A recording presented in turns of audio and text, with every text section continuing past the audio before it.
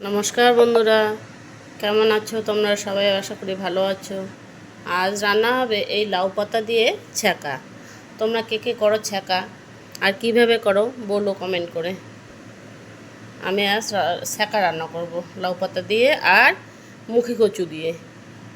লাউ পাতাগুলো আর আমার কচুগুলো কাটা হয়ে গেছে, ধোয়া হয়ে গেছে। এখানে একটা মশলা রেডি করে নিয়েছি। মশলাটার মধ্যে আছে শিদল, তারপরে কাঁচা লঙ্কা, তারপরে আছে রসুন। এটা দিয়ে আর সোডা দিয়ে আমার একটা রান্না হবে ছ্যাঁকা।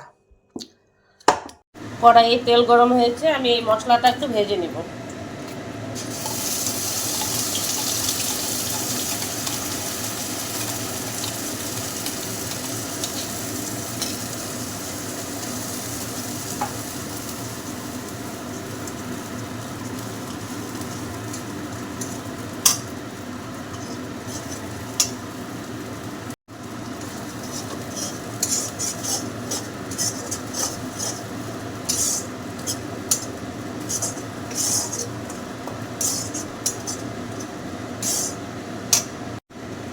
মশলাটা ভাজা হয়ে গেছে।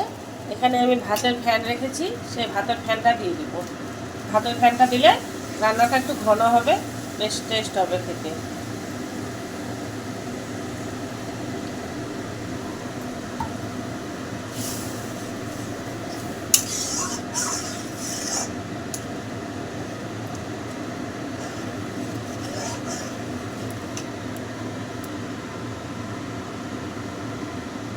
এবারে আমি এখানে সোডা দিয়ে দিব।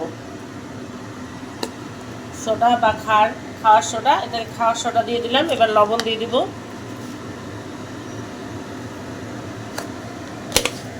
হলুদ দিতে হবে না এটাতে। এবারে আমি এই লাউ পাতাটা আর কচুটা দিয়ে দিব।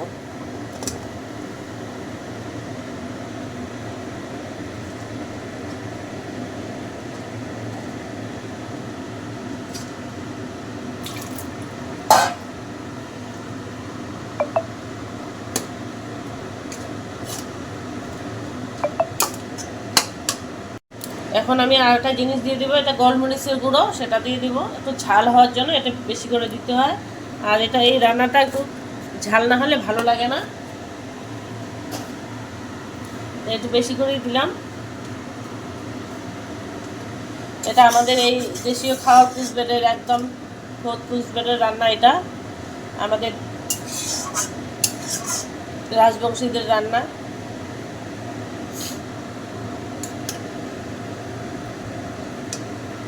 দেখুন, সোডা দেওয়ার সাথে সাথে সবগুলো পাতা গলে গেছে একদম।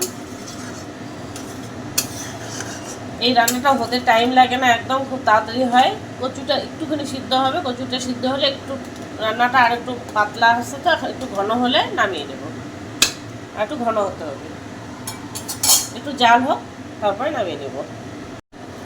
একটুখানি আমি টেকাটা দিয়ে দিব,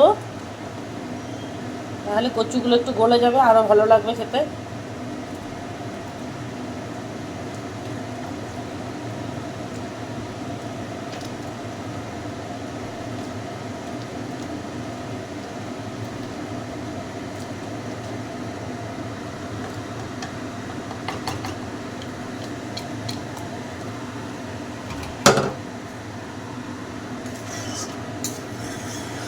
আমার রান্নাটা হয়ে গেছে, নামিয়ে নেব। এরকমই থাকবে। আমার একদম কমপ্লিট শিদলের আওটা বা ছ্যাঁকা। তোমরা কে কে খাও, কে কে পছন্দ করো, আর আমাদের রাজবংশীরা কে কে খায় না এটা সেটা বলো। এটা একদম আমাদের রাজবংশীদের খাবার।